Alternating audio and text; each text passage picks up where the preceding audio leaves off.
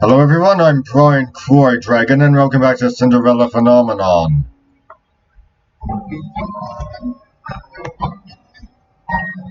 I'd like you to meet someone, though I'm sure you already know him quite well.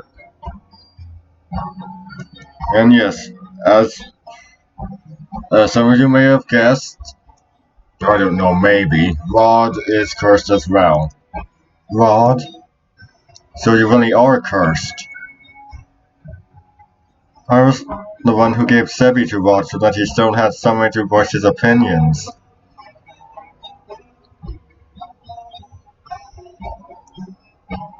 I'm sure some of you may have figured out which curse he has. Sebi?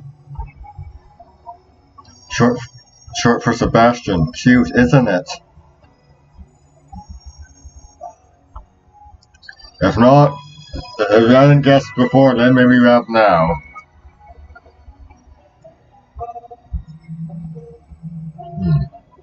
It's nice to meet you, princess.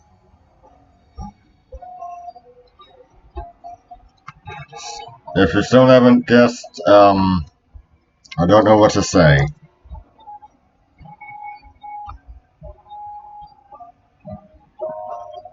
Sebi's voice changes when it greets me. The tone it uses is lower whenever it speaks for Rod. Perhaps that is what Rod's voice actually sounds like? Wait, if he remembers me, does that mean... And there we go. The Mermaid's Curse. The Little Mermaid. Written by Hans Christian Andersen. With Sebi obviously being a reference to Sebastian from the Disney film. How was that movie? It's okay. Seen better.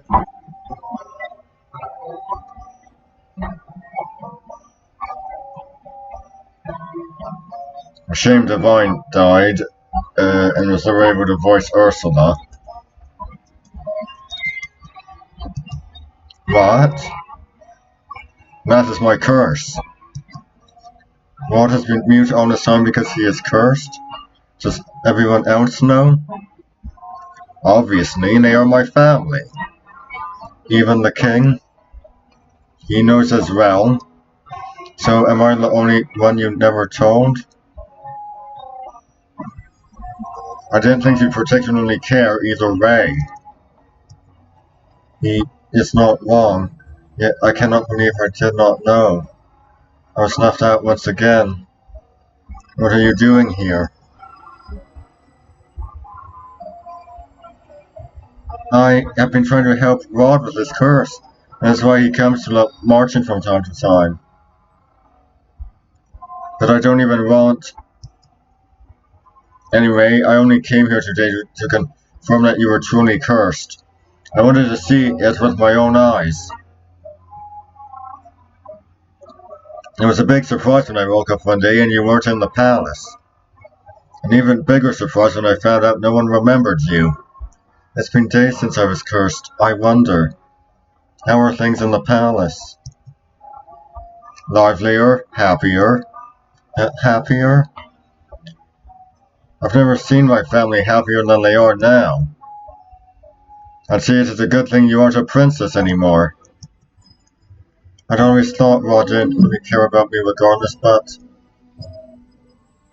this isn't the truth.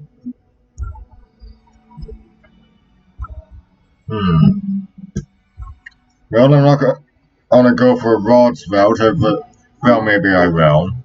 Maybe I won't.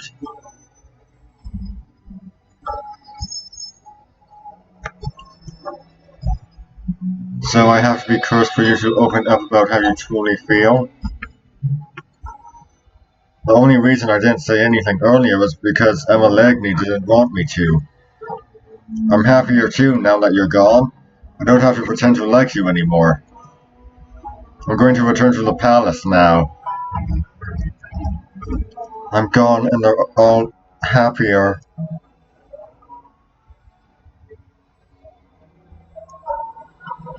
Your very existence has been erased in the palace. They've never known you. That doesn't mean they're happy without you. Even the king. What did I expect? Why did you bring me here? The people in the marching, I shouldn't have left you alone in there. I'm sorry. You knew how they feel. You knew how they felt about me. What have I ever done to them? Now isn't the right time to explain.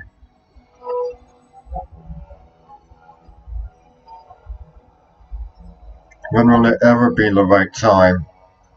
So many things have already happened. So many things have already happened to you. I need you to be patient, Miranda. Has the prince already left? Yes, he has. Princess, we'll talk about this later. For now, you must focus on breaking your curse. Did I miss something? No. Right. Maybe the fairy is right. I don't think I am ready to find out how I made so many people hate me.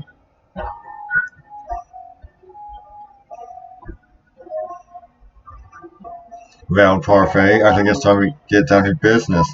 What should we do with her? What are you talking about now? You, of course. You've got nowhere else to go, right? Oh, geez, minor ad-lib there. She is right. I think back to the days I spent on the street and shiver. I would do anything so long as I don't have to go back there. The princess can stay at the marching with me and the rest of my boarders. I'd almost forgotten what hope felt like. But you'll have to work in exchange for a room. I celebrated too soon. What? Magic has its limitations, just like anything else. Money doesn't appear out of thin air, not even for a fairy. The merchant doesn't attract many customers since only the curse and a few others can enter. I sell my potions here and there, but I have several hungry mouths to feed and my funds are tight. I thought fairies lived in luxury. Parfait, are you broke? Ouch, even the Ice Princess can tell. And yet you still take people in? That's always been how Parfait operates. She's good-natured to a fault. I'm told suffocating beneath my death will be what kills me. Why don't you just leave? I assume you may take... Let's try that again. Why don't you just leave? I assume you make enough to take care of yourself. Leave someone who's in need of help? I could never. And that, princess, is how goodness works. How goodness works? It's not as if I accept freeloaders. All my boarders help me run the marching and do errands. The princess has never worked a day in her life. I doubt she'll be useful.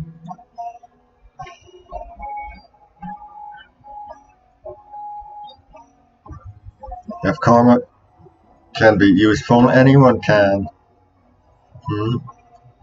I have yet to see karma be anything but useful.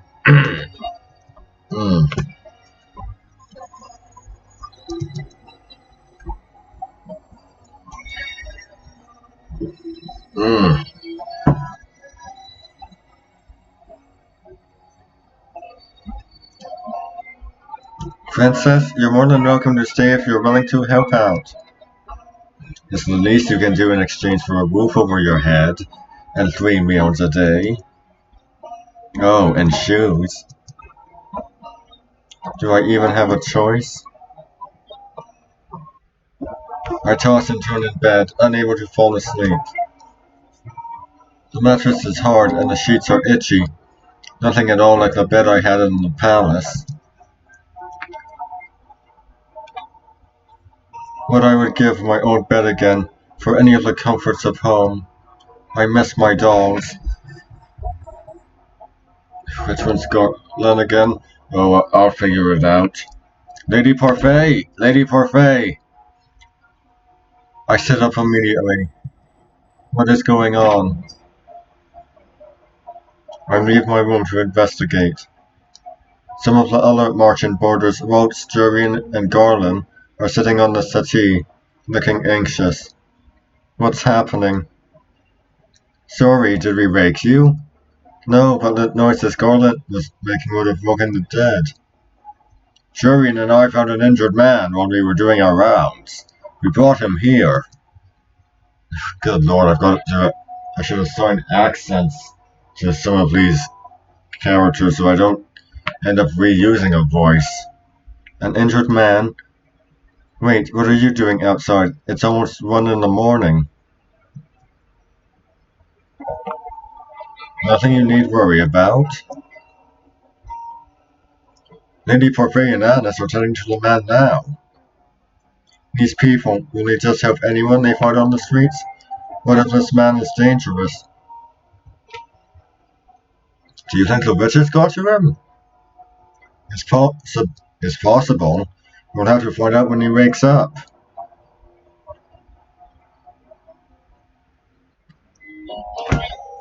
The next day, Parfait reveals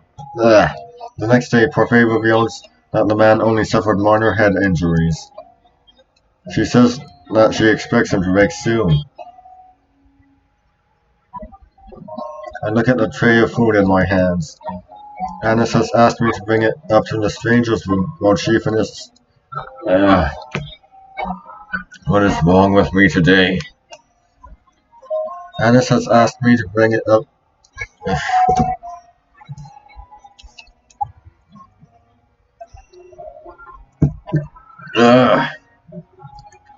Annis has asked me to bring it up to the stranger's room while she finishes the rest of her cooking. I would never have been asked to do this in the palace. Goodness, what that poor tray done to you to deserve that luck. I must say that it's odd to see the princess doing something nice for someone. What do you want? I have something to ask the man that was brought in last night. Seeing as you're being good enough to deliver breakfast, I thought I'd just take along with you. If you're going to... Let's try that again. If you're going, just bring this tray up yourself. You are not in any position to delegate your duties to me, Miss Miranda. Good alliteration. Made a good choice of name. Come on, our guest must be famished. Seeing no way out, I followed Delora to the spell... Yes, wrong word.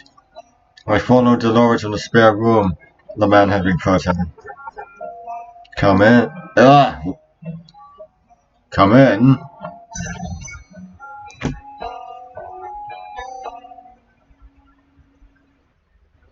I thought the man would have been old, but to my surprise he looks young, probably in his early 20s.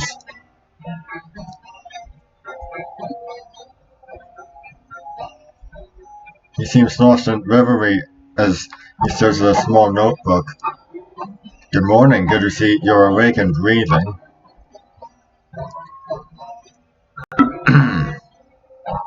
The man looks up at her when she speaks. The instant he sees us, his eyes widen.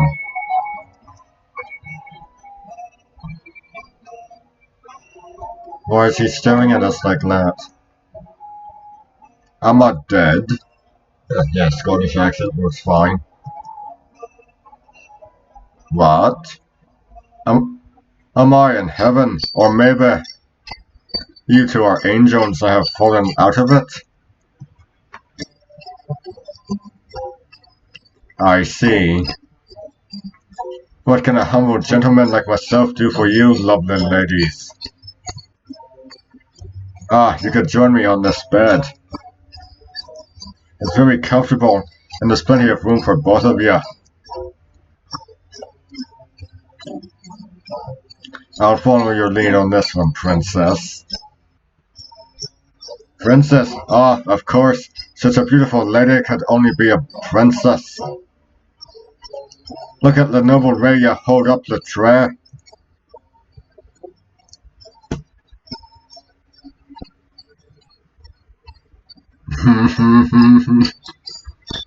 Every time. Can I throw a tray at him? I'm tempted to let you. I stay as well. Oh, bestow my beaten heart. Huh?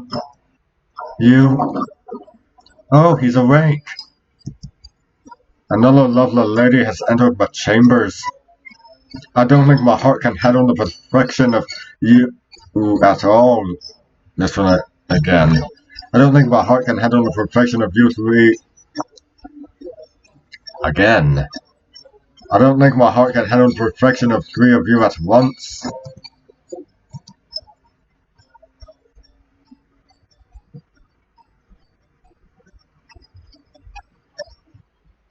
I think I know a Casanova here got those head injuries. Some lady decided she'd had enough of his rubbish and wanted to punish him. Delora, patience. You may not even be in the right state of mind right now. Oh, ho, ho, ho. Yeah. He did take injuries to the head after all. The man finally stops to me. He narrows his eyes and stares so hard I always want to snap him. What? You're familiar? But no, it's impossible. Aren't you the crown princess? What are you doing here?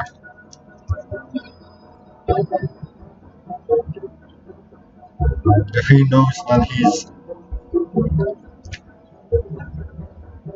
well, he's definitely not a witch or a fairy. It can only mean one thing if he recognizes the Ice Princess.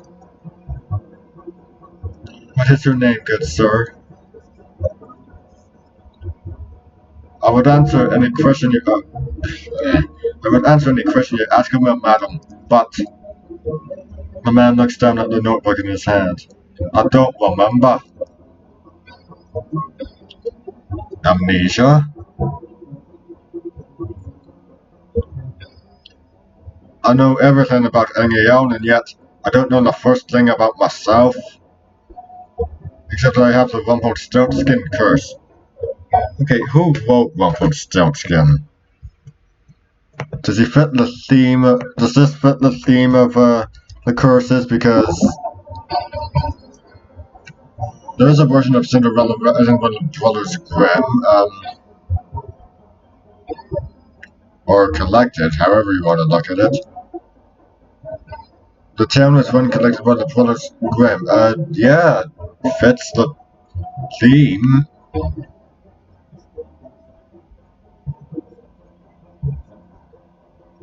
It fits the theme very much. Only one that doesn't is Neverland because, well, that was written by Peter Pan was written by J.M. Barrie. Rumpelstiltskin is not a fairy tale. Yes, yes it is. I knew it, he's got the fairy tale curse. Fairy tale curse? Do you remember how to break it? From what I remember, I need to somehow collect 3 memories and get them to appear in this journal as entries. He shows us the notebook he's been holding onto since we entered the room. My first memory is of waking up and holding this. I thought there would be information in here, but it's empty. Another victim of the curse. You must be tired. Miranda won't leave your breakfast here, and will give you some time to yourself. We'll be outside if you need anything else.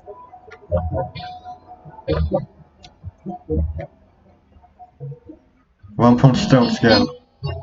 What is that fairy tale about? Lenora does not do a good job of hiding her laughter. She snorts and I cross my arms, embarrassed.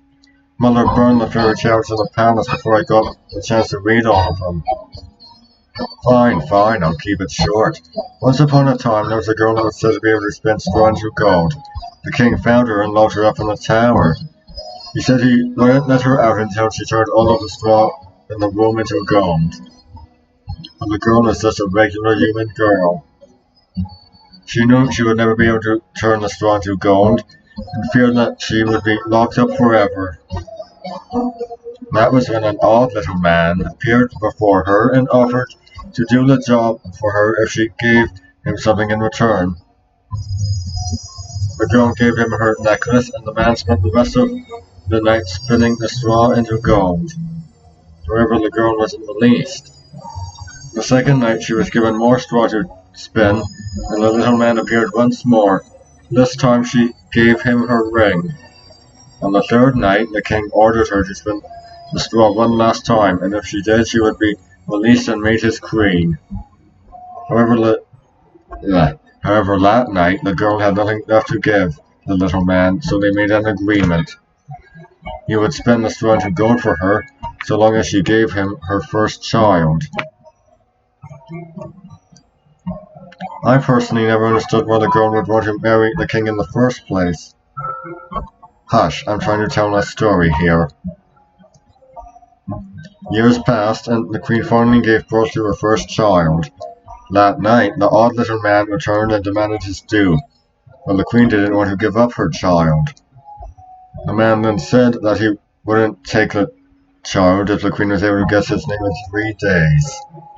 The man's name was Rumpelstiltskin. Did she guess it? Oh, yeah. The night before her time was officially up, the queen was drawn to the forest by the sound of a little voice. She saw how the little man celebrating his upcoming victory.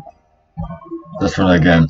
She saw the little man celebrating his upcoming victory, singing about how nobody had or ever would guess his real name, which was Rumpelstiltskin. He does not sound particularly smart. So agrees the general populace. Sometimes I wonder how Hans was able to come up with such tall tales. Well, the Brothers Grimm technically collected the story, so less Hans character is a combination of Hans Christian Andersen, the Brothers Grimm, and the writer of Beauty and the Beast probably collected that story from somewhere else and just set it to paper. Well, the Martian is opening soon. I expect another busy day.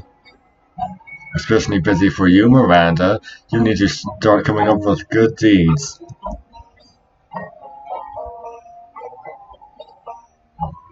The amnesiac Casanova was allowed to stay at the Martian with the other boarders, because he still seemed capable. Parfait set him to work as one of the Martian servers. Annis's protests that he remained in bed for no deaf ears. Parfait couldn't well throw him out, not while knowing that he had nowhere to go.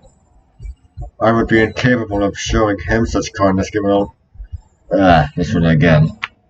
I would be incapable of showing him such kindness given all of the nonsense he spouts at us.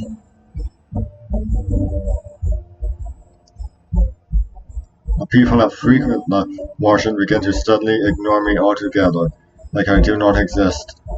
It is better than the stares and the hateful looks. Rumpel, you aren't here to flirt. But this lovely lady is unattended. Rumpel, please, you're making me blush. Because the man couldn't remember his name, he fashioned one from his own curse. Rumpel. I think it suits him. I will never understand Parfait. This amorous race of space is about as useful as karma. I've returned. Speak of the devil. Did you miss me? Karma had left abruptly yesterday, saying that she needed something very important to take care of. Waltz trailed in after her, carrying several boxes in his arms. Well, hello, Alex. Have something to say? Yes, very interesting. Any more to say? Alex? Why am I carrying Lee's? Because you made me run that errand for you at the toy shop the other day. And because gentlemen carry things for ladies. I'm going to drop them now. Those boxes contain very important contents. Welcome home, Miss Karma. Nice to see you've survived the trip, Waltz. Thank you, Alice. Well, this is where things get amusing. So this is our new housemate. We have not had... Yes? Do you have anything to say for the listeners or viewers at home, Alex? What? What?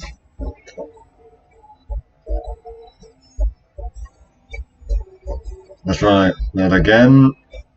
Some...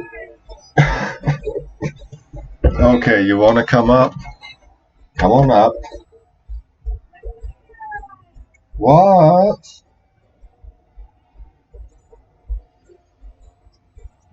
He's a good boy, Alex.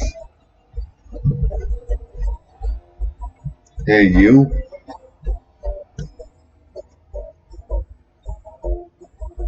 Hey.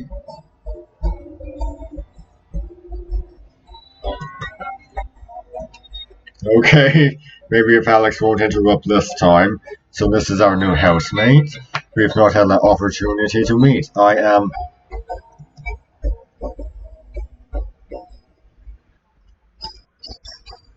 We were all surprised when Rumpel suddenly reaches out to grab Karma's hand. My life before this moment has been a depressing monochrome. Now that you have entered my bleak existence, I see everything in beautiful blazing color. And nothing shines more brightly, more vividly than you. I am Rumpel Masrit. This is talk of marriage.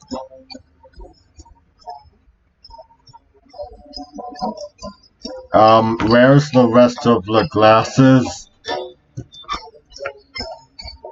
I stare at Karma, waiting for her to flirt back.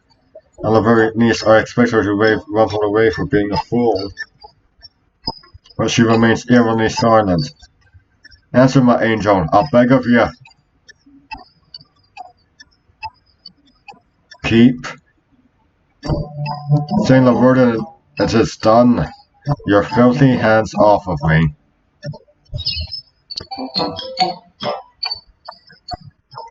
Ah, not again. I would never be interested in the likes of you.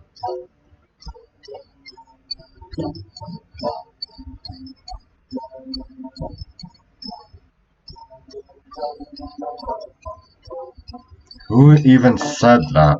Go on, lad, give him a good beating like the one you gave to me. Yes. Yes. Not talkative now. My queen, there's no need for violence. What did you call me? Please calm down, Rumpel. That's one again. Please calm down. Rumpel is still recovering. What is going on? Karma is a man. Doesn't take kindly to being flirted with. Or proposed to. She is a man. But your voice, your face, your breasts. Ah!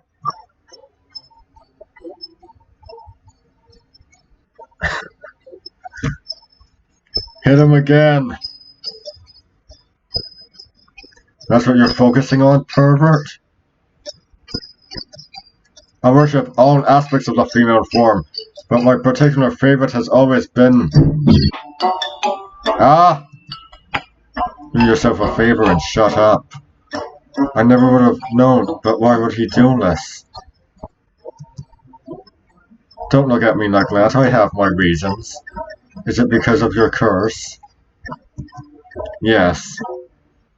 I am undone. My heart is in pieces. You knew him for 10 minutes. Really felt like 11.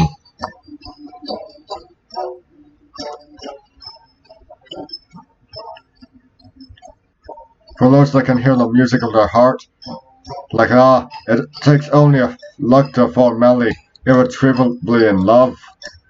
I must leave. My heart many times a heal.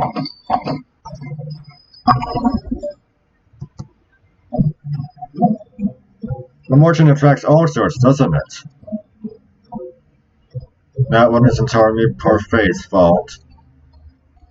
Alright, nothing to see here, back to work.